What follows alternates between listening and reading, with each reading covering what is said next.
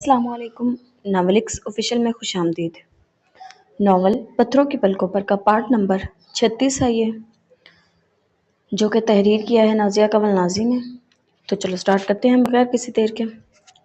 सामल शाह की कोशिशों से हुकूमत ने गांव शाहवाला में मौजूद अस्पताल की तामीर 9 की मंजूरी दे दी थी। सामल खुद अपनी निगरानी में यह काम करवा रहा था। गाहे बगाहे इसके शहर के चक्कर भी लगते रहते थे। अंजला के लिए वो शहर में बहुत खूबसूरत घर तामीर करवा रहा था, जिसकी निगरानी इसके एक दोस्त के सपुर्द थी। बहुत दिनों पहले इसने अंजला को मेहरान शाह के बारे में तफसीलन बता दिया था। इस वक्त शाहवाला में तेज बारिश हो रही थी और वो जो मजदूरों को हिदायत दे रहा था, एक नजर आसमान को देखता अपने डेरे की तरफ चला आया, जो इसके बड़े भाई के गांव से अचानक हिजरत के बाद इसके कब्जे में आ गया था। पिछले दिनों इसके बड़े भाई पर फालिज का अटैक हुआ था, जिसके बाद इसने गांव से हिजरत कर ली थी। वक्त रुखसत वो इससे मिलना चाहता था, मगर सामल ने इससे मिलना गवारा नहीं किया। सिर्फ अंजला की वजह से इसने इसे जिंदा छोड़ दिया था, वगरना अब तक गांव शाहवाला में एक कब्र जरूर बनती, इसके बड़े भाई की या फिर खुद इसकी। मौसम की मुनासिबत से अंजला ने इसके लिए अपने हाथों से पकोड़े बनाए थे। आसपास के घरों से सूजी के हलवे की सुंधी सी खुशबू आई, अलग से दिल ललचा रही थी, मगर इतना वक्त नहीं था। कल रात कनीज बेगम ने इससे बात की थी। वो ठीक नहीं थी, इसीलिए इसे अपने पास बुला रही थी। अंजला खुद भी इनसे मिलना चाह रही थी, ताकि behzad अली मुराद की बजाय इन्हें सामल शाह के लिए रजामंद कर सके। इसलिए इसने दादी माँ के साथ इंग्लैंड आने की हामी भर ली थी और अब यही बात इसे सामल से शेयर करनी थी। दादी माँ के पास कुछ खवातीन बैठी थी, लिहाजा मौका से फायदा उठाकर वो पकौड़ों की प्लेट के साथ घर से निकल आई। वो जानती थी सामल इस वक्त अपने डेरे पर ही होगा, तभी कच्चे रास्तों के कीचड़ से बचती वो इसी राह पर गामजन हो गई थी। कच्चे रास्तों पर बारिश का पानी खड़े हो जाने के बायस इसे चलने में खासी दुश्वारी पेश आ रही थी। पाँव में सादा चप्पल थी, फिर भी कई जगहों पर वो फिसलते फिसलते बची थी। सामल बड़ी दूर से इसे आते देखकर मुस्कुरा रहा था। डेरे के करीब पहुंचकर इसने अचानक सर उठाकर सामल को देखा और अगले ही कदम पर फिसल कर पकौड़ों की प्लेट समेत धड़म से जमीन पर आ गिरी।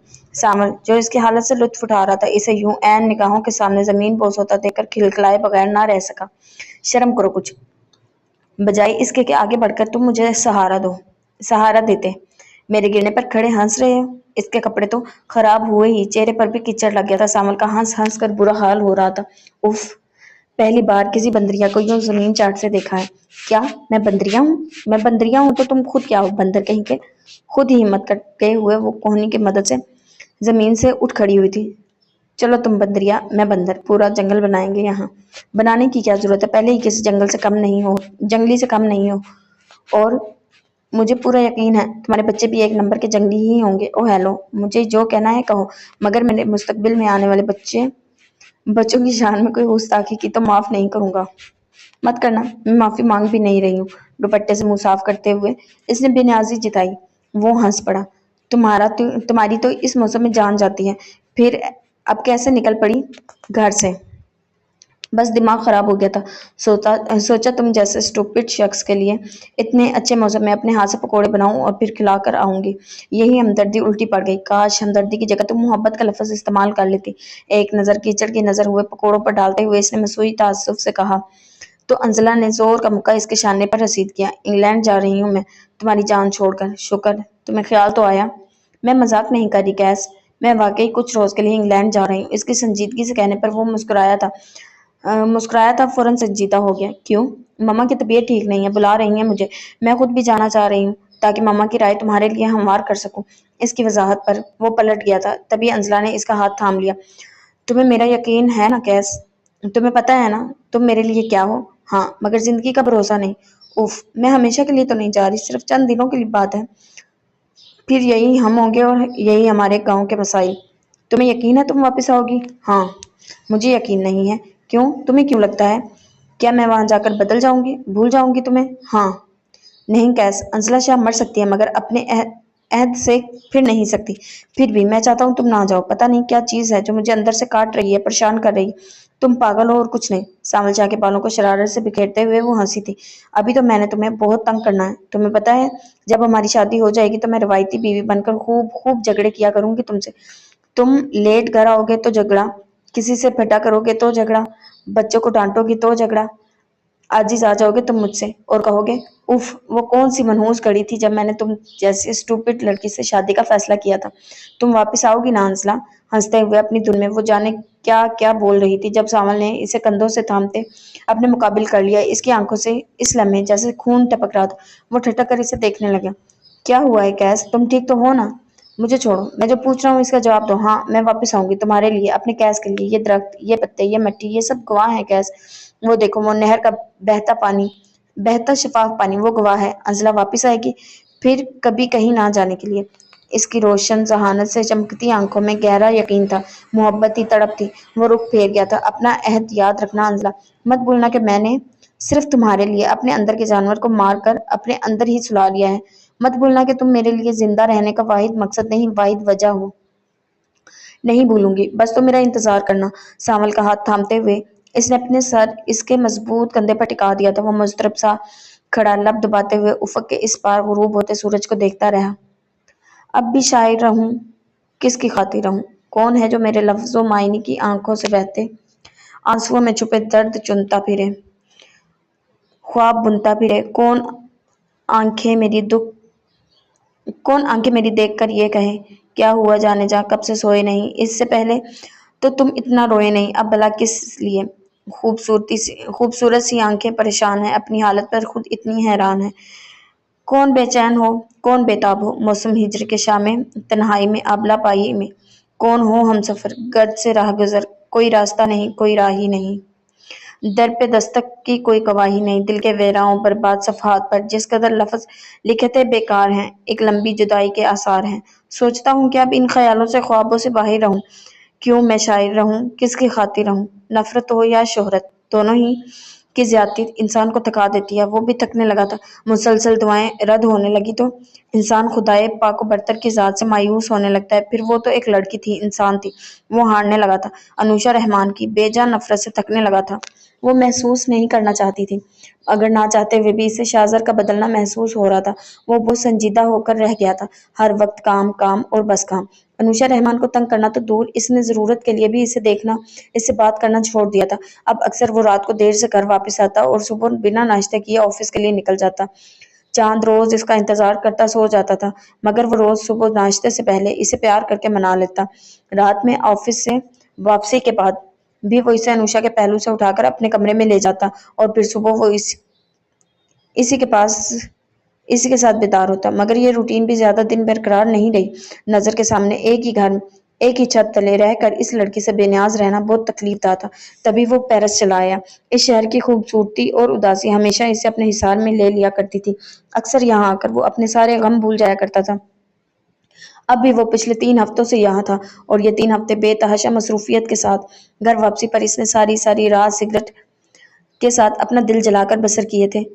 चांद रोजाना इससे फोन पर बात करता था और इसे वापस आने की ताकीद करता था, मगर वो रोज इससे वादा करके अपने वादे से फिर जाता था।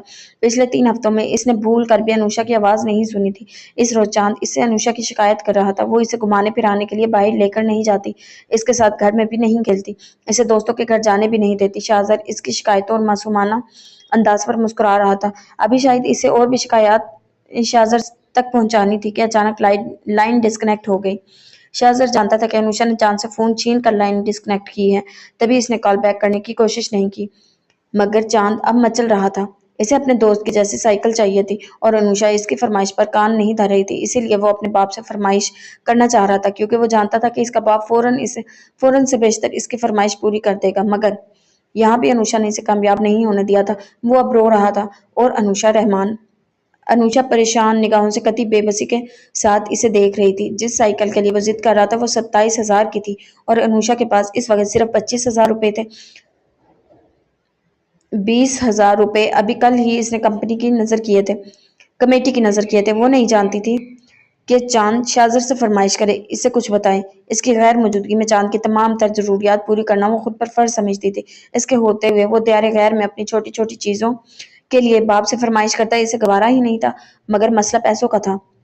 सिर्फ 2,000 के लिए वो शाहजर के सामने छोटी पड़ना नहीं चाहती थी। तभी इसने चांद से वादा कर लिया था वो इसे साइकिल खरीद कर देगी, मगर इस शर्त पर कि वो अपने बाबा से फरमाइश नहीं करेगा। चांद ने फौरन से बेशतर वादा कर लिया था। अगले 2-3 रोज में वो सुकून से इसे टालती रही थी। महीने का एहतमाम था और अगले एक दो रोज में इसे तनख्वाह मिल जाती तो वो चांद की फरमाइश पूरी करने के साथ साथ एक दो अपनी जरूरियात की अशिया भी खरीद लेती। मगर चांद में इतना सब्र नहीं था। इस रोज उसने स्कूल से छुट्टी की थी। अनुषा ऑफिस गई हुई थी। पीछे से शाजर की कॉल आ गई। चांद ने ही उठाया था। पापा, क्या मैं आपका बेटा नहीं हूँ? शाजर को मुलाजिम से बात करनी थी। वो एयरपोर्ट पर था। इसके वहमो गुमान में भी नहीं था कि चांद फोन उठाएगा और ये बात करेगा। तभी हैरानी से पूछा, क्यों पापा की जान? क्या क्या हुआ? क्या मम्मा ने कुछ कहा है? नहीं, मगर मम्मा मुझे साइकिल लेकर नहीं दे रही। कौन सी साइकिल? वो जो मेरे दोस्त अली के पास है। इसके पापा ने इसे फौरन लेकर दी थी। ओह, तो ये बात है। ठीक है, पापा अभी पाकिस्तान आ रहे हैं। कल मेरे चांद के पास भी वही साइकिल होगी जो अली के पास है। प्रॉमिस? पक्का प्रॉमिस। वो चांद को यकीन दिलाने में कामयाब हुआ था। पेरिस रवानगी से कबल इसने एक ब्लैंक चेक साइन करके अनुषा के तकिए के नीचे रख दिया था ताकि इसकी गैर मौजूदगी में वो अपनी और चांद की जरूरियात पूरी कर सके। मगर इस खुद सर अना की मारी लड़की ने शायद वो चेक कैश कराने की जहमत ही गवारा नहीं की थी। सारे रास्ते वो अफसुर्दा रहा था। रात 12 बजे के करीब वो घर पहुंचा तो अनुषा जाग रही थी। अस्सलाम वालेकुम। वो इसका सामना नहीं करना चाहता था मगर अचानक सामने आई थी और ठटक गई थी। वालेकुम अस्सलाम। चांद सो गया? जी हाँ, अभी थोड़ी देर कबल ही सुलाया है इसे। ठीक है। नजर उठाकर बिना इसकी तरफ देखे वो अपने कमरे की तरफ बढ़ गया था। अनुषा देर तक वहीं खड़ी। अगली सुबह संडे के बाईस वो कदरे ताखीर से बेदार हुई थी। फ्रेश होकर नाश्ता तैयार करने के बाद वो अपने कमरे की तरफ आई तो शाहजर इसके बिस्तर में घुसा चांद के साथ खेल रहा था। पापा, अली की बहन है ना हमना, वो इसे बहुत प्यार करता है। कल इसने हमना को अपनी साइकिल पर बिठाकर सैर भी करवाई। मेरी बहन क्यों नहीं है? कितनी हसरत से वो पूछ रहा था। अनुषा जहां की तहां खड़ी रह गई। खुद शाजर भी लाजवाब हो गया था। तभी वो आगे बढ़ गई। चांद, आपका नाश्ता तैयार हो गया है, चलो नाश्ता करो। नहीं, मुझे नाश्ता नहीं करना, मुझे पापा के साथ जाकर अली जैसी साइकिल लानी है। पापा खाली पेट लेकर नहीं जाएंगे। और मैंने कहा था ना आपसे, मैं आपको साइकिल दिला दूंगी। शाहजर के सामने इसे अली पर बहुत गुस्सा आया था। शाहजर के सामने इसे चांद पर बहुत गुस्सा आया था मगर वो भुदक गया। नहीं, आपने झूठा प्रॉमिस किया था। आप बिल्कुल भी अच्छी मामा नहीं है। चांद इसे जैसे धचका सा लगा था। इसका बेटा जिसके लिए वो सारी सोबतें चुपचाप झेल रही थी इसे बता रहा था कि वो अच्छी माँ नहीं है। शाहजर के सामने ये शिकस्त कितनी तकलीफदार थी। इसकी आंखें यकलख्त नाम होगी। चांद, सॉरी बोलो मामा को। मामा के लिए ऐसा नहीं बोलते। शाहजर को इसकी तकलीफ का एहसास हुआ था। तभी इसने फौरन बेटे को डांटा था। वो रुख फेर गई। मगर बाबा, मामा अपना कोई प्रॉमिस पूरा नहीं करती। अली की मामा इसके लिए हॉस्पिटल से हमना को लाई थी। मामा मेरे लिए हॉस्पिटल से गुड़िया क्यों नहीं लाती? इसके अपने गिले थे, अपनी शिकायतें थी। अनुषा एक नजर इस पर डालती कमरे से निकल गई थी।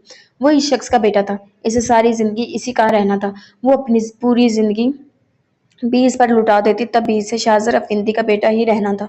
वो कभी मोतबर नहीं हो सकती थी और यही सोच इसे रुला रही थी। बाहर मौसम बेहद सर्द था मगर वो परवाह किए बगैर लॉन में आ बैठी। क्या मिला था इसे जिंदगी से? इतने सालों में क्या पाया था इसने सिवाय दुखों के? कुछ भी तो नहीं। दिल था कि कट कर आंसुओं की सूरत बह जाने को बेताब हो रहा था। बात इतनी बड़ी नहीं थी मगर इसके दिल पर बहुत गहराई से लगी थी। अनुष, चांद की बातों को दिल पर मत लिया करो। वो बच्चा है, तुम समझ सकती हो। शाहजर इसके पीछे कब वहां चला आया था इसे खबर ही नहीं हो सकी थी। ताहम इसके पास आकर बैठने पर वो खामोशी से खड़ी हुई थी और अगले ही पल तेज तेज चलती अपने कमरे में चली आई कि इस वक्त वो खुद अपने आप से भी बात करने की पोजीशन में नहीं थी। सानिया, ऐसा भी गुजरा है मेरे होंठों पर, मुझसे मांगी ही नहीं जाती दुआ तेरे बाद। हर नया दिन नए सदमे की खबर लाता है। मुझसे नाराज सा रहता है तेरा खुदा तेरे बाद। आबाद वो भी थका हुआ ऑफिस से आया था और अब अपने कमरे में जा रहा था जब मिसेज यावर ने इसे पुकारा। जी, तुम्हारे पापा बुला रहे हैं, फ्रेश होकर आता हूँ मम्मा। कितना टूटा हुआ शिकस्ता लहदा था इसका। मिसेज यावर देखती रह गई। फकत चंद ही रोज में वो कितना बदल कर रह गया था। ये कैसी जंग, कैसा खेल था जिसकी बेंत इन्होंने अपने बेटे को चढ़ा दिया था महज अपने खोखले स्टेटस झूठी शान की खातिर। वो जानती थी इनका बेटा आम लड़कों जैसा नहीं, वो बहुत हसास है। बचपन से ही इसकी आदत दूसरे बच्चों से बहुत मुख्तलिफ थी। मिसेज यावर को घर में परिंदे रखने का शौक था। वो परिंदे मंगवाती और आबाद चुपके से इन्हें आजाद कर देता। अक्सर इसके दोस्त किसी चिड़िया कबूतर को जख्मी कर देते, वो इसे उठाकर घर ले आता, इसकी मरहम पट्टी करता और जब तक वो उड़ने के काबिल नहीं हो जाता इसकी जान पर बनी रहती। अक्सर वो अपने लिए गिलास में डाला दूध अपने पालतू बिल्ली को पिला देता। घर के मुलाजमीन के बच्चों के साथ वो यूं खुल घुल मिल जाता गोया वो इसके अपने बहन भाई हों। वो अपने कीमती से कीमती खिलौने उठाकर इन्हें दे देता था जिस पर अक्सर इसे मिसेज यावर से डांट पड़ जाती थी। وہ بہت حساس اور سمجھدار تھا۔ اس نے کبھی اپنے حسب نسب پر گھمنڈ نہیں کیا تھا۔ گو وہ سوٹی بوٹی رہتا تھا، مگر بہت قیمتی لباس، بہت قیمتی چیزیں کبھی بھی اس کا اولین انتخاب نہیں رہی تھی۔ مسز یاور جانتی تھی وہ انسانوں کی برابری کا قائل ہے، ایک ہمدرد انسان ہے۔ اس نے کبھی اپنے کسی قول و فعل سے اپنے کسی رشتے کو تکلیف نہیں پہنچائی تھی، تو پھر وہ اس کی ماں ہو کر اسے تکلیف کیوں پہنچا رہی تھی؟ زندگی میں ہمیشہ ویسا نہیں ہوتا جیسا آپ چاہتے ہیں، مگر یہ بات بہت کم لوگوں کی سمجھ میں آتی ہے۔ اباد فریش ہونے کے بعد یاور سعید صاحب کے کمرے میں چلا آیا تھا۔ ہادیہ بھی وہیں موجود تھی۔ وہ سرسری سی نگاہ اس پر ڈالتا سامنے دھرے صوفے پر ٹک گیا تھا۔ آپ نے بلایا پاپا؟ ہاں، کتنے دنوں سے شکل نہیں دیکھی تمہاری، کہاں رہتے ہو آج کل؟ وہ اس کے مقابل صوفے پر ہادیہ کے ساتھ بیٹھے تھے۔ اباد نے سر جھکا لیا۔ کہاں ہو سکتا ہوں پاپا، گھر اور دفتر کے علاوہ؟ پتہ نہیں، گھر پر ہوتے ہو تب بھی دکھائی نہیں دیتے اور آفس میں ہوتے ہو تو تب بھی نہیں۔ مصروف ہوتا ہوں پاپا، کچھ نئے پروجیکٹ پر کام کر رہا ہوں۔ آپ کو کیا بات کرنی تھی؟ وہ تھکا ہوا تھا۔ وہ اس وقت سوائے پرسکون نیند لینے کے اسے اور کچھ سجائی نہیں دے رہا تھا۔ یاور سعید صاحب نے ہادیہ کی طرف دیکھتے ہوئے بات شروع کی۔ بہت ضروری بات کرنی ہے تم سے۔ تمہیں یاد ہوگا سڈنی جانے سے قبل تم کسی لڑکی میں انٹرسٹڈ تھے اور اس سے شادی بھی کرنا چاہتے تھے۔ باوجود اس کے کہ بچپن سے ہی تمہاری نسبت ہادیہ بیٹی کے ساتھ طے ہے اور اس رشتے کے لیے تمہیں کبھی بھی کوئی اعتراض نہیں رہا، مگر صرف تمہاری خواہش اور ضد کے لیے تمہاری مما اور میں نے اپنی زبان بھلا کر اس لڑکی کے لیے اپنی رضامندی دی ہے۔ اب اس بات کو بھی قریباً کئی ہفتے ہو گئے ہیں، مگر تم نے مجھے اس لڑکی سے نہیں ملوایا۔ تمہارے جتنے بھی دوست ہیں سب شادی شدہ ہیں، اپنے گھروں میں آباد ہیں، اور تم جو ہمارے اکلوتے بیٹے ہو ابھی تک ہمیں اس خوشی سے محروم رکھے ہوئے ہو۔ مجھے بتاؤ اباد، آخر تمہارا کیا ارادہ ہے؟ کیا چاہتے ہو تم؟ سوال مشکل تھا، مگر اباد کو جواب دینا تھا۔ وہ جانتا تھا یہ سوال ہوگا، اور شاید اسی لیے اس نے خود کو اس سوال کا جواب دینے کے لیے پہلے سے تیار کر لیا تھا۔ مسز یاور چائے کے ساتھ ابھی کمرے میں داخل ہوئی تھی۔ اباد نے سر اٹھا کر انہیں نہیں دیکھا۔ وہ بہت دھیمے لہجے میں وہ کہہ رہا تھا، میں آپ کا نافرمان بیٹا نہیں ہوں پاپا، نہ ہی مجھے اس بات کی حقیقت سے کوئی انکار ہے کہ ہادیہ بہت اچھی لڑکی ہے اور میری بہت اچھی دوست ہے۔ اگر سائقہ احمد میری زندگی میں نہ ہوتی تو یقیناً ہادیہ کو اپنی وائف کی حیثیت سے دیکھنا میری اولین ترجیح ہوتی، مگر میں منافق نہیں ہوں پاپا۔ میں جانتا ہوں کہ پہلے کی طرح ہادیہ کو خوش رکھنا اور ایک بیوی کی حیثیت سے اپنی زندگی میں مقام دینا اب میرے لیے مشکل ہے، اسی لیے میں اس شادی سے بھاگ رہا ہوں۔ میں نہیں چاہتا کہ جس لڑکی کو میں نے ہمیشہ محبتوں اور خوشیوں کے خواب دکھائے ہوں وہ اب میرے ہاتھوں میرے ساتھ رہ کر کوئی دکھ اٹھائے۔ ایک ہی بار مرنے اور پل پل مرنے میں بہت فرق ہوتا ہے پاپا۔ میں اس لڑکی کو پل پل مرتے نہیں دیکھ سکتا، اسی لیے میں چاہتا ہوں آپ اس کی شادی کسی بہت اچھے سے لڑکے سے کر دیں جو اس کے صحیح معنوں میں قدر کر سکے۔ جہاں تک آپ کی خوشیوں کا سوال ہے تو میرا وعدہ ہے بہت جلد میں شادی کر لوں گا کسی بھی لڑکی سے، چاہے وہ مجھے ناپسند ہی کیوں نہ ہو، مگر وہ ہادیہ کبھی نہیں ہو سکتی۔ دو ٹوک لہجے میں اپنی بات مکمل کرنے کے بعد وہ وہاں ٹھہرا نہیں تھا۔ پیچھے ہادیہ برف جیسی ہو گئی تھی۔ یہ کیا کہہ کر گیا تھا وہ؟ یاور صاحب اب اپنی مسز سے کہہ رہے تھے، یہ لڑکا دن بدن میری سمجھ سے باہر ہوتا جا رہا ہے۔ میں اپنی بھائی کے سامنے شرمندہ نہیں ہو سکتا۔ آسیہ، اسے سمجھا دو، اس کی شادی ہوگی تو ہادیہ بیٹی سے، وگرنہ کسی سے نہیں۔ تو وہ کب چاہتا ہے کسی سے شادی کرنا؟ پچھلے 1 ماہ سے بہت بدل کر رہ گیا ہے میرا بیٹا۔ زبان رشتوں سے زیادہ اہم نہیں ہوتی یاور، اور وہ بندھن جو زندگی بھر کا بندھن ہے، وہ 2 دلوں کے ملاپ اور خوشیوں کا بندھن ہے، وہ کبھی زور زبردستی سے پائیدار نہیں ہو سکتا۔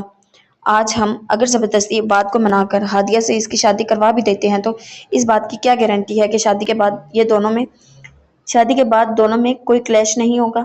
خدا نہ کرے زبردستی سے بنے اس تعلق کے بعد دونوں میں علیحدگی ہو جاتی ہے تو کیا تب آپ اپنے بھائی سے نظر ملا سکیں گے؟ نہیں، ہمارا ایک ہی بیٹا ہے یاور، میں نہیں چاہتی کہ وہ ہمارے کسی غلط فیصلے یا ضد کی بین چڑھے، اسی لیے میں اب اسے کسی غلط بات پر مجبور نہیں کروں گی۔ یہ کیا کہہ رہی ہو تم؟ تمہارا دماغ تو ٹھیک ہے۔ ہادیہ اباد کو پسند کرتی ہے، مگر اباد اب ہادیہ کو پسند نہیں کرتا، اور یہ کوئی اتنی بڑی بات نہیں ہے کہ جسے انا کا مسئلہ بنا لیا جائے۔ وقت کے ساتھ ساتھ انسان کی پسند ناپسند بدلتی رہتی ہے۔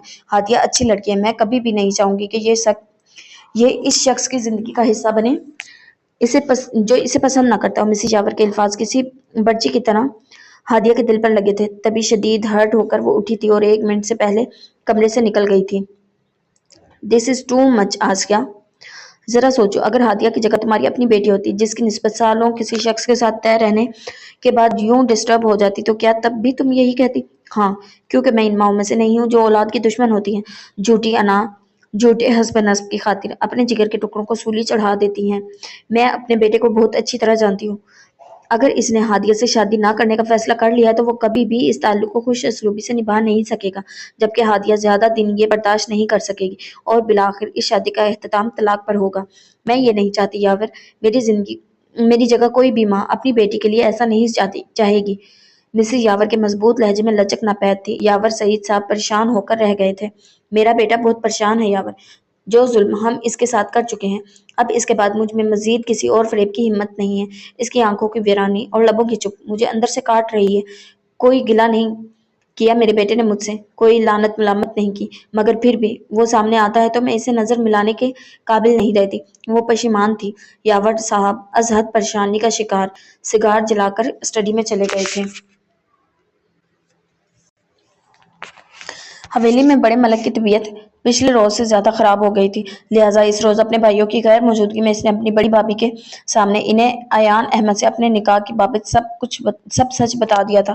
بڑے ملک کے لیے یہ بات کسی شوق سے کم نہیں تھی، مگر جس حالت اور کیفیت میں وہ گرفتار تھے اس میں ایان جیسے چھوٹے کمین کو اتنی بڑی جسارت کی سزا دینا ان کے اختیار میں نہیں رہا تھا، لہٰذا مجبوراً انہیں یہ بات اپنے بیٹوں کے سامنے رکھنی پڑی۔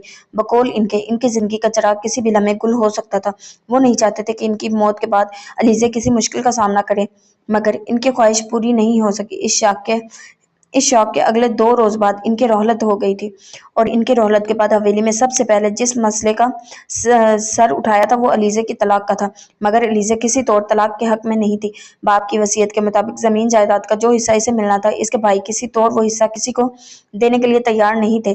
ان کی خواہش تھی کہ علیزہ ایان احمد سے طلاق کے بعد حویلی میں رہ کر تمام معاملات اور امور سنبھالے، مگر وہ جانتی تھی کہ یہ معاملات اور امور سنبھالنا حقیقت میں کس اذیت کا نام ہوگا۔ تبھی اس نے اپنے بھائیوں کی خواہش پر سر جھکانے سے انحراف کیا تھا، جس کی پاداش میں اسے اپنے بھائیوں کی سخت وحشت اور تاؤ کا سامنا کرنا پڑا۔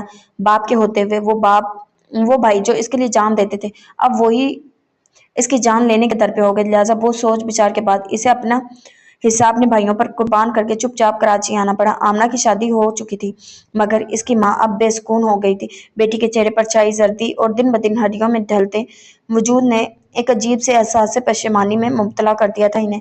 علیزہ کے پاس انہی کے گھر کا ایڈریس تھا۔ کویت روانگی سے قبل اسے رہا کرتے ہوئے ایان نے اسے کراچی میں انہی کے گھر کا ایڈریس دیا تھا۔ تبھی سخت خواری کے بعد وہ سیدھی وہیں چلی آئی تھی۔ دروازہ آمنہ کی ماں نے کھولا تھا۔ السلام علیکم۔ وعلیکم السلام۔ کون؟ جی میرا نام علیزہ ہے۔ میرے شوہر ایان احمد نے کچھ روز قبل بیرون ملک جاتے ہوئے مجھے یہاں کا پتہ دیا تھا تاکہ میں ضرورت پڑنے پر اس گھر والوں سے رابطہ کر لوں۔ اچھا آؤ اندر آؤ۔ کچھ پل سوچ بچار کے بعد انہوں نے دروازہ وا کر دیا تھا۔ کہاں سے آئی ہو؟ جی گاؤں سے۔ ایان 2 ماہ قبل یہاں آیا تھا، اپنے گھر والوں کے لیے کچھ پیسے اور اپنا رابطہ نمبر دے کر گیا تھا، مگر مجھے اور میری بیٹی کو اس کے گھر والوں کا کچھ نہیں پتا کہ وہ کہاں گئے ہیں۔ اصل میں ان کی جو لڑکی ہے سائقہ، اس سے میری بیٹی کی دوستی تھی۔ میں کبھی نہیں گئی ان کے گھر، کافی دنوں سے سوچ رہی تھی وہ پیسے ان تک کیسے پہنچاؤں۔ اب تم آ گئی ہو تو وہ امانت میں تمہارے سپرد کر دیتی ہوں۔ دل پر بوجھ محسوس ہوتا ہے۔ علیزہ کو صحن میں چارپائی پر بٹھانے کے بعد بولتے ہوئے وہ اندر کمرے میں چلی گئی تھی۔ قریباً 5 منٹ کے بعد دوبارہ آئیں تو ان کے ہاتھ میں سفید لفافہ تھا۔ یہ لو تمہاری امانت، میری بیٹی کی شادی ہو گئی ہے، اس کا اب سائقہ اور اس کے گھر والوں سے کوئی رابطہ نہیں۔ تم بیٹھو، میں شربت لاتی ہوں تمہارے لیے۔ علیزہ پریشان سی لفافے کو الٹ پلٹ کر دیکھ رہی تھی۔ جب وہ شربت کا گلاس لیے دوبارہ چلی آئی۔ ہم غریب ضرور ہیں بیٹی، مگر بے ایمان نہیں ہیں۔ گن لو، پورے 25,000 ہیں۔ جی شکریہ، مگر مجھے ان لوگوں سے ملنا تھا۔ بھئی اب اس کے لیے تو میں کچھ نہیں کر سکتی، یہ کوشش تو تمہیں خود ہی کرنی ہوگی۔ بالکل صاف جواب دے دیا تھا انہوں نے۔ علیزہ از حد پریشانی میں شربت کا گلاس خالی کر کے انہیں تماتی اٹھ کھڑی ہوئی تھی۔ بہت شکریہ، خدا حافظ۔ اتنے بڑے شہر میں جہاں کوئی اس کا آشنا بھی نہیں تھا، کسی کو ڈھونڈنا جوئے شہر لانے کے مترادف ہی تھا اس کے لیے، جبکہ وہ اپنے پیچھے تمام کشتیاں بھی جلا آئی تھی۔ آمنہ کے گھر سے نکلنے کے بعد پریشانی ہی پریشانی تھی۔ کراچی جیسے غیر محفوظ شہر میں 25,000 کی خطیر رقم کے ساتھ وہ تنہا کسی بھی مصیبت کی بھینٹ چڑھ سکتی تھی، مگر سامنے نہ کوئی راستہ تھا نہ منزل۔ وہ گاؤں سے اپنے سسرال کی تلاش میں روانہ ہوئی تھی، مگر وقت نے اس کی پیشانی پر دربدری تحریر کر دی تھی۔ ایان احمد نے اسے اپنی زندگی میں شامل کرنے کے بعد چیلنج کیا تھا کہ وہ گاؤں سعید والا کی گلیاں اور چوراہے اس کے لیے شجر ممنوعہ بنا کر رہے گا، اور اس کا چیلنج پورا ہو گیا تھا۔ گاؤں واپسی کی راہ بھول کر وہ ایک کے بعد ایک مصیبت کی بھینٹ چڑھتی گئی تھی۔ یہ حسن پیلس ہے۔ کچھ عرصے پہلے تک یہاں زندگی اپنے خوب اپنی پوری خوبصورتی کے ساتھ رقص کیا کرتی تھی، مگر اب یہاں وحشت ہی وحشت تھی، ویرانی ہی ویرانی ہے۔ میرال حسن کی غیر متوقع موت کے بعد میں نے یہ جانا ہے کہ سائیکا کے اس دنیا میں زندگی سے بڑھ کر خوبصورت اور موت سے بڑھ کر تکلیف دہ کوئی اور چیز نہیں۔ گاڑی حسن پیلس کے سامنے روکتے ہوئے واصف علی ہمدانی سے بتا رہا تھا، وہ خاموشی سے گاڑی سے نکل آئی تھی۔ کتنا سبزہ ہے یہاں، بہت خوبصورت، بالکل کسی خوابوں کے محل جیسا گھر ہے یہ۔ سحر زدہ سی وہ حسن پیلس کے گرد بکھرے سبزے کو دیکھ رہی تھی، تبھی واصف ابھی گاڑی سے نکل رہا تھا۔ ہاں، اصل میں یہ بھی انکل اور میرال کی مشترکہ محنت کا نتیجہ ہے۔ دیوانی تھی وہ پھولوں کی، پودوں کی، کتابوں کی، تتلیوں کی، خوشبوؤں کی، بارشوں کی۔ بہت جنون تھا اسے قدرت کو قریب سے دیکھنے کا۔ اذلان حیدر آتا ہے یہاں؟ نہیں، میرال حسن کی رحلت کے بعد اس نے کبھی بھولے سے بھی یہاں قدم نہیں رکھا۔ آپ کو کیا لگتا ہے، کیا واقعی وہ میرال حسن سے محبت کرتا تھا؟ ہاں، میرال حسن کے لیے اس کی نفرت کی شدت سے ہی اس کی محبت کا پتہ چلتا ہے۔ کیا مطلب؟ بہت آسان مطلب ہے۔ سائیکا کے استفسار پر پینٹ کی پاکٹس میں ہاتھ گھسائے وہ اسے ہوئے 2 قدم آگے آیا تھا۔ کسی بھی انسان کی زندگی میں صرف 2 جذبے بہت طاقتور ہوتے ہیں، ایک محبت کا جذبہ اور دوسرا نفرت کا۔ محبت کسی بھی انسان سے ہو سکتی ہے، مگر نفرت ہر انسان سے نہیں ہوتی۔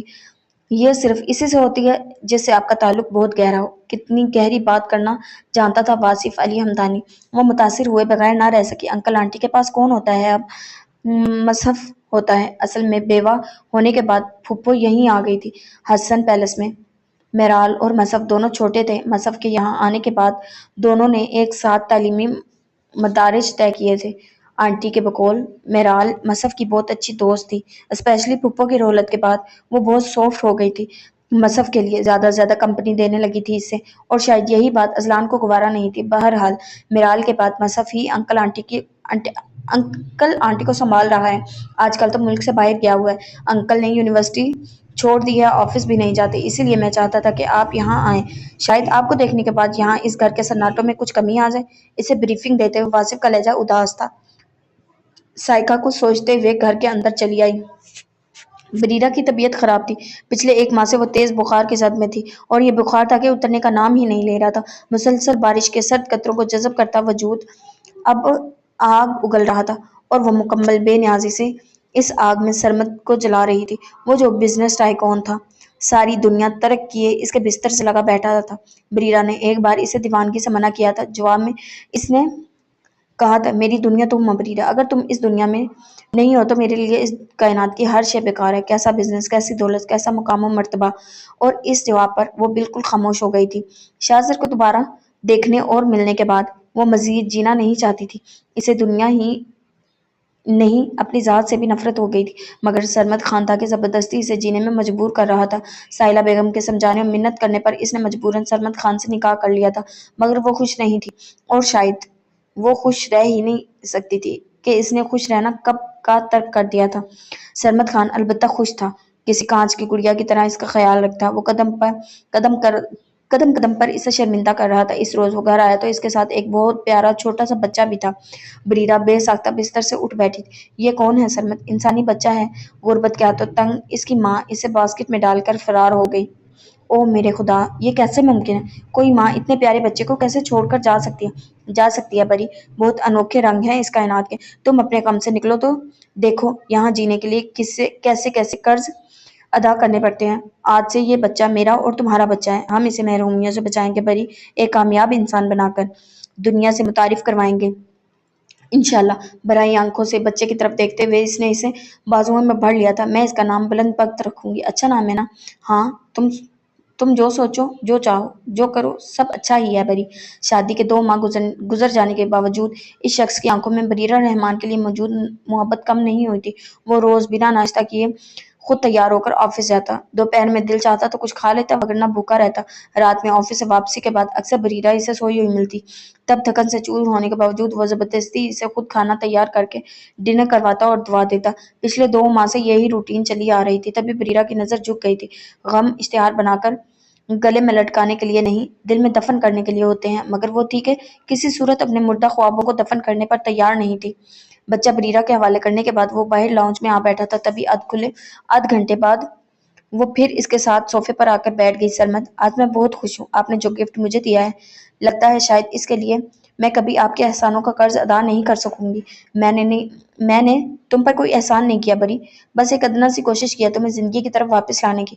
پھر کیا خیال ہے ڈنر کرنے چلیں؟ بہت طویل عرصے کے بعد اس نے یوں موڈ میں آ کر کوئی فرمائش کی تھی۔ سرمد کا دل دھڑک اٹھا تھا۔ یہ تم کہہ رہی ہو بری؟ نہیں، میری روح کہہ رہی ہے۔ منہ بنا کر جس انداز میں اس نے کہا تھا وہ اسے دیکھتا رہ گیا جبکہ وہ فوراً اٹھ کھڑی ہوئی۔ موسم بدل رہا تھا۔ قطرہ قطرہ بارش کے بعد محبت کی اس سوکھی کھیتی میں سبزہ بس ہونے ہی والا تھا۔ میرال، جیسے ہی اس کے قدم گیٹ عبور کر کے خوبصورت لان میں رکھے وہاں بیٹھی ایک نہایت نفیس خاتون بے یقین سی اپنی نشست سے اٹھ کھڑی ہوئی۔ سائقہ نے گھبرا کر پیچھے دیکھا۔ واصف علی ہمدانی اس سے چند قدموں کے فاصلے پر ہی کھڑا تھا۔ اتنے میں وہ خاتون اس کے بالکل قریب چلی آئی تھی۔ میرا نام سائقہ ہے، اتفاق سے میری شکل آپ کی میرال سے بہت ملتی ہے۔ خاتون کے قریب آنے پر فوراً اس نے وضاحت دی تھی۔ جواب میں طاہرہ بیگم کی آنکھوں کے دیپ ایک دم سے بجھ گئے تھے۔ بطول بانو بھی اس وقت وہیں موجود تھی۔ واصف آگے بڑھ آیا۔ یہ ہماری فیکٹری میں جاب کرتی ہیں آنٹی، میں نے میرال کا بتایا تو آپ سے ملنے چلی آئیں۔ آپ کیسی طبیعت ہے آپ کی؟ ٹھیک ہوں، آؤ بیٹی چائے پی لو۔ ہم ابھی چائے ہی پی رہے تھے۔ وہ جتنی نفیس تھی اتنی ہی با اخلاق بھی۔ بطول بانو البتہ بہت خاموش سی تھی۔ سائقہ ان کے ساتھ بیٹھ کر چائے پینے لگی۔ واصف علی ہمدانی بھی برابر میں ہی براجمان ہو گیا تھا۔ آنٹی، اگر آپ محسوس نہ کریں تو کیا میں میرال کا کمرہ دیکھ سکتی ہوں؟ عرصے کے بعد کسی نے میرال کے کمرے کی بات کی تھی۔ طاہرہ بیگم کی آنکھیں فوراً نم ہو گئی تھی۔ ہاں کیوں نہیں، مدت گزر گئی اس کمرے کو غیر آباد ہوئے، مگر اب بھی وہ مجھے وہی محسوس ہوتی ہے۔ کبھی روٹھ کر بیڈ پر بیٹھی ہوئی، کبھی آئینے کے سامنے کھڑی مسکراتی ہوئی۔ خدا کی امانت تھی، اس نے لے لی، مگر صبر نہیں آتا بیٹی۔ انسان اس قابل ہی کہاں ہے کہ اسے امانتاً کوئی چیز دی جائے اور وہ اس کے لیے بے ایمان نہ ہو۔ بھیگی ہوئی آنکھوں سے درد ٹپک رہا تھا۔ سائقہ انہیں تسلی دیتی رہی۔ چند لمحات کے بعد وہ میرال حسن کے کمرے میں تھی، ایک نہایت نفیس اور خوبصورت کمرے میں جہاں پڑی ہر چیز اپنی قدر و قیمت کا منہ بولتا ثبوت تھی۔ وہ ایک ایک چیز کو چھو کر دیکھتی رہی۔ طاہرہ بیگم اسے کمرے میں چھوڑ کر باہر چلی آئی تھی جبکہ واصف لاؤنج میں بیٹھا تھا، بطول بیگم کے ساتھ گپیں لگا رہا تھا۔ موضوع گفتگو یقیناً ازلان کی ذات تھی۔ وہ بے نیاز سی میرال کے کمرے کا جائزہ لیتی رہی۔ اسٹڈی ٹیبل پر پڑی ہوئی کتابیں میرال کے بازوق ہونے کا اعلان کر رہی تھی۔ دیگر چیزوں کی طرح کتابوں کے انتخاب میں بھی اس کی پسند لاجواب تھی۔ اشفاق احمد کی زاویہ، شہاب نامہ، تارڑ کی پیار کا پہلا شہر، قربت مرگ میں محبت، عبداللہ حسین کی اداس نسلیں، ایک سے بڑھ کر ایک کتاب اس کے مطالعے کی میز پر موجود تھی۔ کتابوں سے ذرا پرے ایک بہت ہی خوبصورت چھوٹا سا قرآن پاک بھی رکھا تھا، جس کا مطلب تھا وہ قرآن پاک کا مطالعہ بھی باقاعدگی سے کرتی تھی۔ ایک ایک کتاب اور چیز کو توصیفی نگاہوں سے دیکھتے ہوئے وہ ابھی اسٹڈی ٹیبل سے اٹھنے ہی لگی تھی کہ اچانک میرال کی ڈائری پر اس کی نگاہ پڑ گئی جو کتابوں کے بیچ میں دبی ہوئی تھی۔ سائقہ اخلاقیات کی دیوار پھلانگنا نہیں چاہتی تھی، مگر جانے کیوں اس کا وجدان اسے وہ ڈائری اٹھانے پر مجبور کر رہا تھا۔ عجیب کشمکش کے بعد بالآخر اس نے وہ ڈائری کتابوں کے درمیان سے نکال کر اپنے پرس میں رکھ لی تھی۔ ایک الجھی ہوئی دلچسپ کہانی کا کوئی سرا تلاش کرنے کی خواہش میں اس نے فی الوقت اخلاقیات کو پس پش ڈال دیا تھا۔ شام میں مغرب سے پہلے اس کی ہسن پیلس سے واپسی ہوئی تھی، تاہم طاہرہ بیگم نے اسے روز وہاں آنے کا حکم جاری کر دیا تھا۔ ہادیہ نے سڈنی واپس جانے کا فیصلہ کر لیا تھا۔ عباد کو پتہ چلا تو آفس سے واپسی کے بعد وہ سیدھا اس کے کمرے میں چلا آیا۔ وہ اپنی پیکنگ کر رہی تھی۔ آسٹریلیا واپس جا رہی ہو ہادی؟ ہاں۔ چونک کر پلٹتے ہوئے اس نے عباد کو دیکھا تھا۔ ناراض ہو کر جا رہی ہو مجھ سے؟ نہیں، اس کی پلکیں بھیگی ہوئی تھی مگر وہ ضبط سے کام لے رہی تھی۔ عباد آگے بڑھا اور اس نے ہادیہ کا ہاتھ تھام لیا۔ تم میری سب سے اچھی دوست ہو ہادی، آئی سویئر۔ ہوں، میں جانتی ہوں، اور یہ بھی جانتی ہوں عباد کہ کسی بھی انسان کی زندگی میں محبت کی کیا اہمیت ہوتی ہے، اسی لیے میں چپ چاپ تمہاری زندگی سے نکل رہی ہوں۔ ویسے بھی دل سے تو تم نے مجھے نکال ہی دیا ہے، پھر زندگی میں رہنا کیا معنی رکھتا ہے؟ عباد اس بار خاموش ہو گیا تھا۔ تمہیں پتہ ہے ابھی اس دنیا کا سب سے بڑا دکھ کیا ہے؟ اچانک بھیگی پلکیں اٹھا کر اس نے عباد کی آنکھوں میں دیکھا تو وہ نفی میں سر ہلا گیا۔ ہادیہ اس کے ہاتھ سے اپنا ہاتھ چھڑوا کر گلاس ونڈو کے قریب جا کھڑی ہوئی۔ اس دنیا کا سب سے بڑا دکھ کھو دینا ہے۔ انسان چاہے محبت کو کھوئے یا پھر زندگی کو، اپنے رب کی قربت کو کھوئے یا پھر جان سے پیارے رشتوں کو، کچھ بھی کھو دینے سے بڑھ کر اذیت ناک یہاں کچھ نہیں ہے۔ I am sorry Hadi, I am really very sorry. نہیں، پلیز سوری مت کہو، یہ سب تو تقدیر کے کھیل ہیں آبی، وہ جسے چاہے نواز دے، جس سے چاہے چھین لے۔ انسان تو کھلونا ہے تقدیر کے ہاتھوں میں۔ تمہیں پتا ہے چند روز پہلے تک مجھے لگتا تھا اگر تم مجھے نہیں ملی تو میں مر جاؤں گی، مگر اب مجھے لگتا ہے کہ اگر میں نے تمہیں پا لینے کے بعد کھو دیا تو میں زندہ نہیں رہوں گی۔ تم مجھے اچھے لفظوں میں یاد رکھو ابھی، میرے لیے یہی بہت ہے۔ کتنی جلدی شکست تسلیم کر لی تھی اس لڑکی نے، جو جانے ابھی کتنی زندگیوں کو الٹنے پلٹنے کا ارادہ رکھتی تھی۔ اباد ایک بار پھر جواب میں کچھ بھی نہیں کہہ سکا تھا۔ ہادیہ نے اس بار مسکرا کر اسے دیکھا اور پھر اپنے آنسو چھپاتے ہوئے کمرے سے باہر نکل گئی۔ رات آدھی سے زیادہ ڈھل چکی تھی جب اس کے گھر واپسی ہوئی تھی۔ گرج چمک کے ساتھ تیز بارش نے سڑکوں پر خاصا پانی جمع کر دیا تھا۔ اس کے باوجود وہ نشے میں دھت خود ڈرائیو کر کے گھر پہنچا تھا۔ گوری ابھی تہجد کی نماز سے فارغ ہو کر اس کی سلامتی اور ہدایت کی دعا مانگتی اس کے انتظار کر رہی تھی۔ گیٹ کے اس پار جیسے ہی ہارن بجا، وہ بیڈ سے اٹھ کر تیزی سے ٹیرس کی طرف لپکی۔ چوکیدار گیٹ کھول رہا تھا۔ وہ ایک نظر عدنان کی گاڑی پر ڈالتی واپس پلٹ گئی۔ آج زاویہ کی سالگرہ تھی اور اس کے تمام دوستوں نے اسے خوب موج مستی کے ساتھ سیلیبریٹ کیا تھا۔ عدنان گاڑی پارک کرنے کے بعد کمرے میں آیا تو اس کا سر نشے کی شدت سے گھوم رہا تھا۔ کمرے میں داخل ہوتے وقت اسے زور کی ٹوکر لگی تھی۔ اگر گوری فوراً آگے بڑھ کر اسے تھام نہ لیتی، یقیناً وہ گر جاتا۔ اپنی کمزور باہوں کا سہارا دے کر وہ اسے دہلیز سے بیڈ تک لائی تھی۔ آپ ٹھیک ہیں نادی؟ پلکیں مونڈے وہ فوراً بیڈ پر ڈھہ گیا تھا۔ گوری نے اس کی شرٹ کے بٹن کھولے۔ آرام دہ تکیے پر اس کا سر رکھنے کے بعد وہ اس کے پاؤں کی طرف بڑھی تھی اور پھر اس کے دونوں پاؤں اٹھا کر اپنی گود میں رکھتے ہوئے اس نے انہیں جوتوں کی قید سے آزاد کر دیا تھا۔ اتنے خراب موسم میں اتنی دیر تک گھر سے باہر رہنا مناسب نہیں ہوتا۔ میں ایسا ہی ہوں، میرے لیے کچھ بھی مناسب غیر مناسب نہیں ہے۔ تو غلط بات ہے نا؟ کتنے خراب حالات ہیں آج کل۔ معمولی سے موبائل اور گاڑی کے لیے لوگ پل میں کسی کی بھی جان لے لیتے ہیں۔ لے لیں جان، مجھے پرواہ نہیں، بیزاری سے کہتے ہوئے اس نے آنکھوں پر بازو رکھ لیا تھا۔ گوری نرمی سے اس کے موزے اتارنے کے بعد نرم ہاتھوں سے اس کے گورے پاؤں سہلانے لگی۔ مگر مجھے بہت پرواہ ہے، زبردستی کیسے ہی، مگر اب اس تعلق سے میری حیات ہے۔ اچھا؟ آنکھوں سے بازو ہٹا کر اسے دیکھتے ہوئے اس نے ہاتھ بڑھا کر اسے قریب کھینچ لیا تھا۔ گوری نے بے ساختہ اس کے منہ پر فوری ہاتھ رکھ دیا تھا کہ اس وقت اس کے منہ سے آتی شراب کی بو نے اسے بکائی پر مجبور کر دیا تھا۔ کبھی بتایا نہیں تم نے کہ اتنا اہم ہو گیا ہوں میں تمہارے لیے؟ وہ اپنے منہ سے اس کا ہاتھ ہٹا رہا تھا۔ گوری مچل کر رہ گئی۔ میں اس تعلق کی بات کر رہی ہوں جو میرے اور آپ کے درمیان ہے۔ مطلب تمہیں بھی میری پرواہ نہیں ہے؟ پل میں اس کی آنکھوں کا رنگ بدلا۔ گوری نے بمشکل خود کو اس کی گرفت سے چھڑوایا، واش روم کی طرف لپک گئی۔ عدنان نشے کی شدت سے بند ہوتی آنکھوں کے باوجود بیڈ سے اٹھ کر اس کے پیچھے آیا تھا۔ بتاؤ، تمہیں میری پرواہ ہے کہ نہیں؟ نہیں۔ منہ اچھی طرح صاف کرنے کے بعد وہ پلٹی تھی۔ عدنان کے اندر جیسے پھر سے توڑ پھوڑ ہونے لگی۔ میں راتوں کو باہر رہوں، پرائی لڑکیوں کے ساتھ عیاشی کروں، نشے میں خود کو تباہ کروں، تمہیں بھی کوئی پرواہ نہیں ہے نا؟ جانے وہ اس سے کیا اگلوانا چاہتا تھا۔ گوری کچھ بھی کہے بغیر خاموشی سے اسے دیکھتی رہی۔ بکواس کرتی ہو تم کہ تمہیں میری پرواہ ہے؟ تم بھی خود غرض ہو، تمہیں بھی صرف یہی فکر ہے کہ میں کہیں کسی گاڑی کے تلے آ کر کتے کی طرح کچلا نہ جاؤں، کیونکہ میرے بعد یہاں اس گھر میں دولت جائیداد میں تمہارا کوئی حصہ نہیں ہوگا۔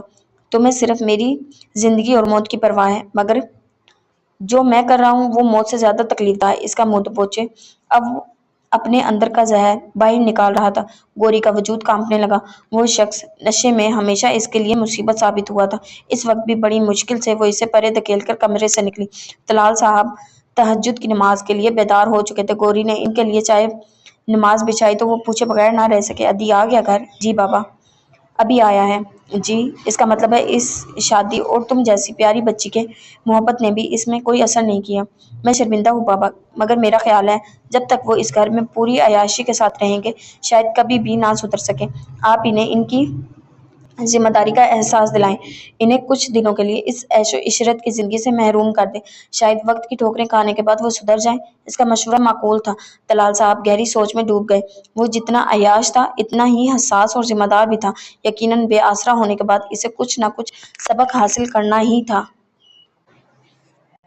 عدی دن 12 بجے کے بعد بیدار ہو کر بنا ناشتہ کیے سج دھج کر وہ سیڑھیاں اتر رہا تھا جب طلال صاحب نے اسے پکارا۔ گوری کچن میں تھی۔ وہ خاصا بدمزہ ہو کر ان کی طرف چلا ہے۔ جی بیٹھو، کچھ بات کرنی ہے تم سے۔ سوری، میرے پاس زیادہ وقت نہیں ہے، آپ کہیے کیا کہنا ہے۔ وہ وہی اس کا گستاخانہ انداز۔ گوری اس کی بدتمیزی پر حد درجہ شرمندہ ہوتی کچن میں ہی کھڑی تھی۔ طلال صاحب نے بھی بے ساختہ اپنا چشمہ ٹھیک کیا تھا۔ رات کتنے بجے گھر واپس آئے تھے آپ؟ कति सर्द लहजे में इन्होंने पूछा था। अदनान के माथे पर बल पड़ गए। जितने बजे रोज आता हूँ, 3 साढ़े 3 बजे। क्यों? मुझसे पूछ रहे हो क्यों? तुम्हें नहीं पता कि अब तुम शादीशुदा हो, एक अदद बीवी है तुम्हारी। तो क्या करूं? बीवी को साथ लेकर घुमा करूं? Shut up. इस घर में रहना है तो अपने तौर तरीके बदलो, नहीं तो सामान उठाओ और दफा हो जाओ यहाँ से। तलाल साहब को गुस्सा बहुत कम आता था, मगर जब आता था तो फिर कोई हद नहीं रहती थी। अदनान सबके सामने इस बेइज्जत अफजाई पर खून के घूंट पीकर रह गया। ठीक है, मैं खुद भी आपके इस महल में रहने का ख्वाहिशमंद नहीं हूँ, अंदर से किरची किरची होने के बावजूद मजबूत लहजे में कहते हुए वो अपने कमरे की तरफ वापस पलट गया था। गौरी ने किचन से निकलकर एक नजर तलाल साहब की तरफ देखा, फिर इनकी आंखों का इशारा पाकर अदनान के पीछे कमरे में चली आई। अदी, ये ठीक नहीं है, आपको पापा के सामने ऐसे लहजे में बात नहीं करनी चाहिए थी। अपनी औकात में रहो, अपनी औकात में रहो, समझी तुम? वार्डरोब खोले वो गुर्राया था। वो खामोशी से देखती रही। बांधो अपना सामान और चलो यहाँ से। मगर तुम्हें सुनाई नहीं दिया मैंने क्या कहा है? इसके अगर मगर पर हलक के बल वो चिल्लाया था। गोरी चुपचाप अपना सामान पैक करने लगी। वो वाकई जितना अयाश था इतना ही हसास और खुददार भी था। अगले 15 मिनट में मुख्तसर से सामान के साथ वो इस महल से निकल आया। तलाल हमदानी साहब देर तक इन दोनों को रुखसत होते देखते रहे थे। शजा के सामने स्टडी टेबल पर इमामा हसन की जिंदगी के मुतालिक फाइल खुली पड़ी थी और वो सिगरेट के गहरे कश लेता बिना दरवाजा लॉक किए इसका मुतालिया कर रहा था। जो डीएसपी शजा के सामने स्टडी टेबल पर इमामा हसन की जिंदगी से मुतालिक फाइल खुली पड़ी थी और वो सिगरेट के गहरे कश लेता बिना दरवाजा लॉक किए इसका मुतालिया कर रहा था, जो डीएसपी हजाम ने बड़ी मेहनत से मुकम्मल की थी। रिपोर्ट के मुताबिक 20 साल कबल सैयद हसन रजा साहब के घर 2 जुड़वां बच्चियों ने जन्म लिया था, जिनके नाम इमामा हसन और मेराल हसन रखे गए थे। इमामा बड़ी थी और मेराल छोटी। हसन साहब इन दिनों स्कूल मास्टर थे। नई नई जॉब थी और नई नई शादी।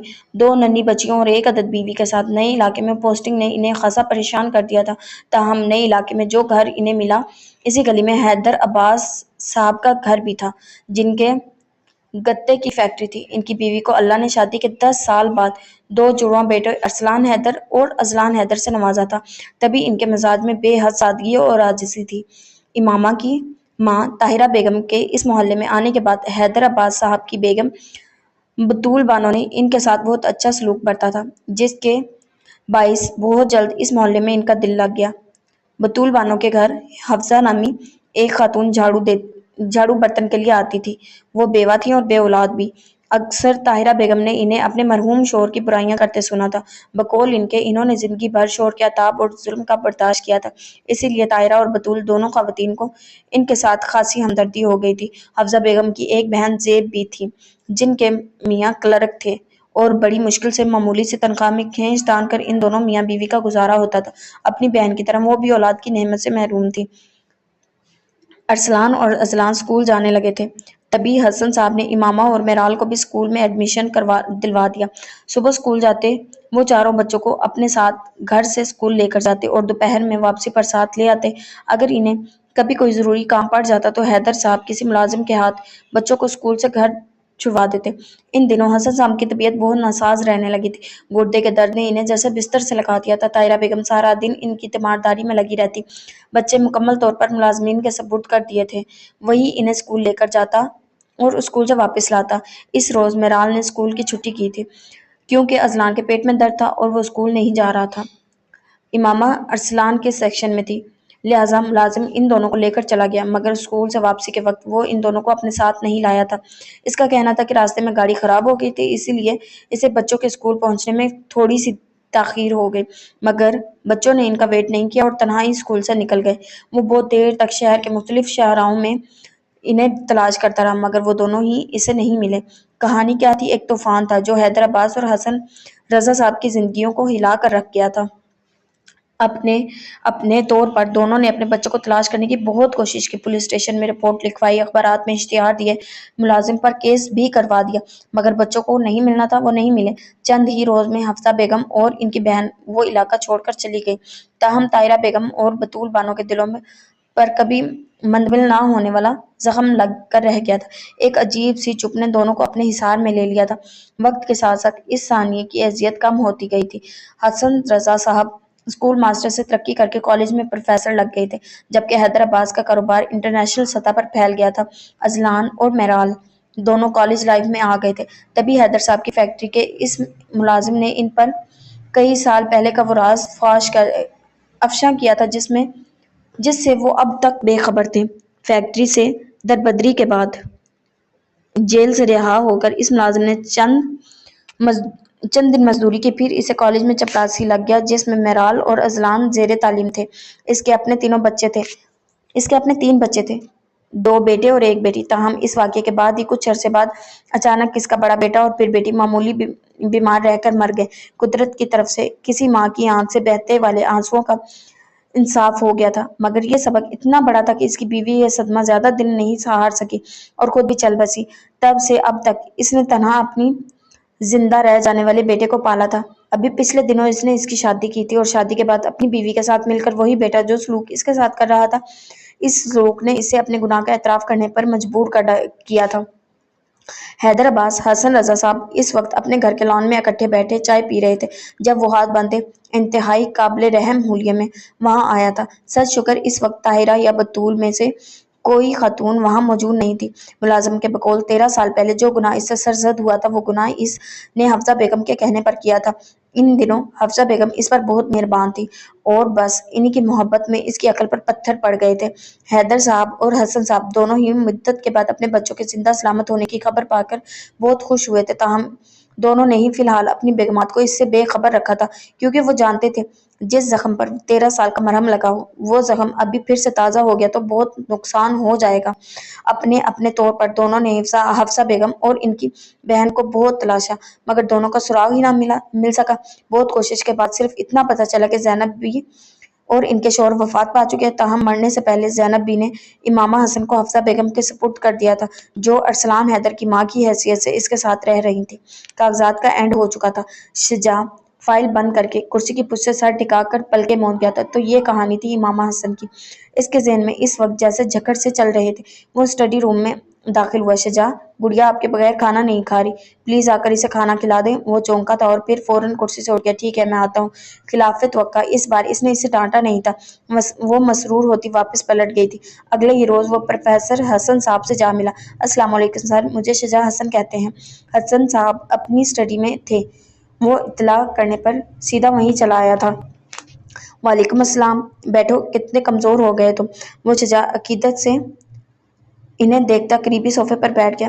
میری خوش بختی ہے سر کہ میں نے کالج لائف میں آپ سے تعلیم حاصل کی، آپ میرے استاد محترم ہیں، اور یہ بھی میری خوش بختی ہے کہ آپ کی ایک بہت قیمتی امانت میرے پاس ہے۔ قیمتی امانت؟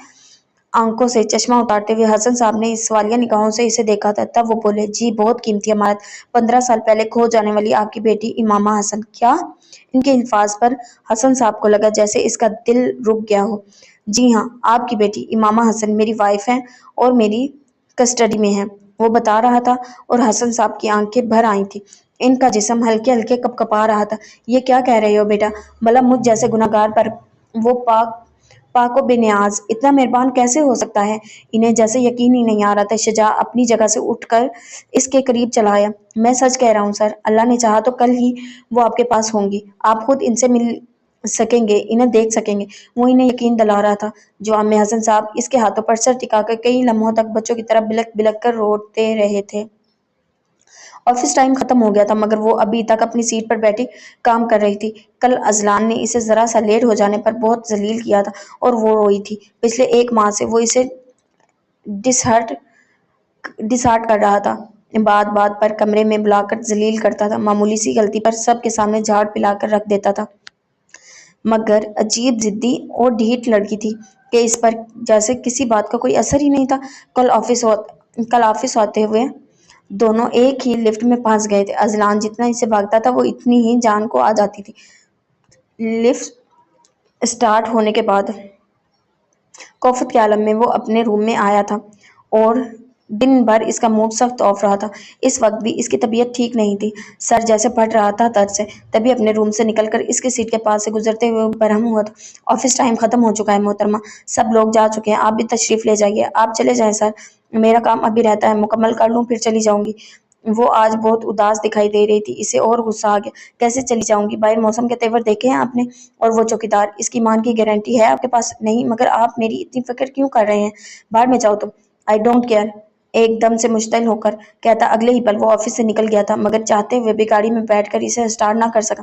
سائیکا 15 منٹ کے بعد آفس سے نکلی تو وہ گاڑی میں بیٹھا اسی کا انتظار کر رہا تھا۔ وہ بے ساختہ مسکرا دی۔ اسٹوپڈ!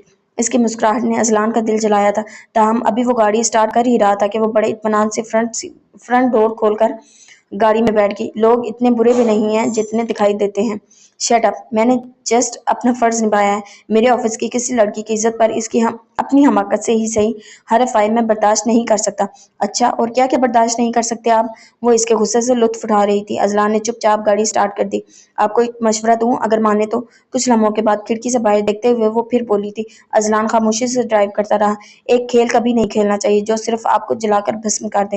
اس کے الفاظ پر ایک دم گاڑی کو بریک لگی تھی۔ میں اپنے ذاتی معاملات میں کسی کی مداخلت برداشت نہیں کرتا۔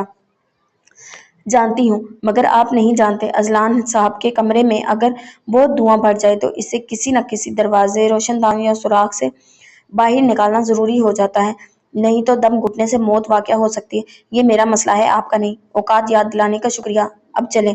فوراً سے بیشتر وہ سنجیدہ ہوئی تھی۔ اذلان نے سر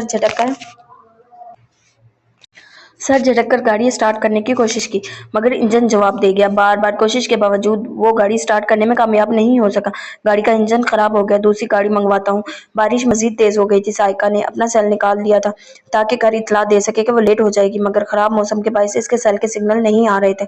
ادھر اذلان بار بار اپنے دوست کو کال کر رہا تھا، مگر ایک دو بیل کے بعد ہی کال ڈسکنیکٹ ہو جاتی۔ دوسری طرف سے بھی کوئی رسپانس نہیں مل رہا تھا۔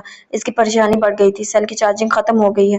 نہ آپ دیر کرتی، نہ یہ سب ہوتا۔ آپ کہنا کیا چاہ رہے ہیں؟ موسم میری وجہ سے خراب ہوا ہے یا گاڑی میری وجہ سے خراب ہوئی؟ کچھ نہیں کہنا چاہ رہا میں، اس کی حیرانی پر بیزاری سے کہتا ہوا وہ گاڑی سے نکل گیا تھا۔ سائیکا دیکھتی رہ گئی۔ بارش کی تیزی میں قدرے کمی آ گئی تھی۔ اذلان کچھ فاصلے پر ایک شیڈ کے نیچے جا کر کھڑا ہو گیا تھا۔ بے ساختہ میرال کی یاد اس کے دل میں کسی برچی کی طرح پیوست ہوئی تھی۔ تبھی سائیکا گاڑی سے نکل کر اس کے پہلو میں جا کھڑی ہوئی۔ سنا ہے میرال کو بھی بارش بہت پسند تھی۔ کاش آپ اس سے بے وفائی نہ کرتے تو وہ یوں ہرگز نہ مرتی۔ میری وجہ سے نہیں مری، اور بے وفائی بھی اسی نے کی تھی، میں نے نہیں۔ زخمی سانپ کی طرح بل کھاتے وہ پنگارا تھا۔ سائیکا مسکرا دی۔ یہ بارش بھی نہ بھولنے نہیں دیتی کچھ بھی۔ آپ تھوڑی دیر کے لیے خاموش نہیں رہ سکتی؟ اس کی مسکراہٹ پر وہ جلا تھا۔ جبکہ سائیکا نے دونوں بازو سینے پر باندھ لیے تھے۔ بارش کی بنیاد میں جانے کسی کے اتنے آنسو صدیوں پہلے شاید کبھی صدیوں بیٹھ کے رویا ہوں۔ دھیمے لہجے میں بڑبڑاتے ہوئے اسے بھی بہت کچھ یاد آیا تھا۔ اذلان کی آنکھیں بھر آئیں۔ ہوائیں دل دکھائیں گی، سنو پاگل، کھڑے رہنے سے کیا حاصل ہوا تو بس یہی ہوگا، ہوائیں دل دکھائیں گی، نگاہیں بھیگ جائیں گی۔ چلو اندر چلے آؤ۔ سنا ہے جو بھی مرضی سے چلا جائے کبھی واپس نہیں آتا۔ برسوں پہلے میرال حسن نے یہ نظم اس کی ڈائری میں خود اپنے ہاتھوں سے تحریر کی تھی، اور اب اس نظم کا ایک ایک لفظ اس کی زندگی کا روپ بن گیا تھا۔ آپ کو پتہ ہے اذلان صاحب، جو لوگ اپنی ذات کے برزخ میں چلتے ہیں، ان کے تن پر بارش کے یہ سرد قطرے بھی کوئی اثر نہیں کرتے۔ عادت سے مجبور ہاتھ پھیلا کر بارش کے سرد قطروں کو اپنی ہتھیلی پر گراتے ہوئے وہ پھر بول لی تھی۔ اذلان نے شیڈ کے پلر سے ٹیک لگا لی۔ نہیں! کتنا ٹھہراؤ تھا اس کے لہجے میں۔ سائیکا سرد آہ بھر کر رہ گئی۔ عین اسی لمحے ایک گاڑی ان کے قریب سے گزری تھی اور پھر رک گئی۔ اگلے ہی پل آباد یاور اس گاڑی سے نکلا تھا۔ سائیکا کی نگاہیں جیسے ہی اس پر پڑی، وہ جیسے پتھر کے مجسمے میں تبدیل ہو گئی تھی، جبکہ دوسری طرف آباد کا حال بھی اس سے مختلف نہیں تھا۔ جی تو جناب، یہ تھی ہماری آج کی قسط۔ امید کرتی ہوں پسند آئی ہوگی۔ اگر ویڈیو پسند آئی ہے تو چینل کو سبسکرائب کر لیں، بیل نوٹیفیکیشن کو آن کر لیں، ویڈیو کو لائک کریں تاکہ ہر آنے والی نئی ویڈیو آپ تک بآسانی پہنچ سکے۔ اللہ حافظ۔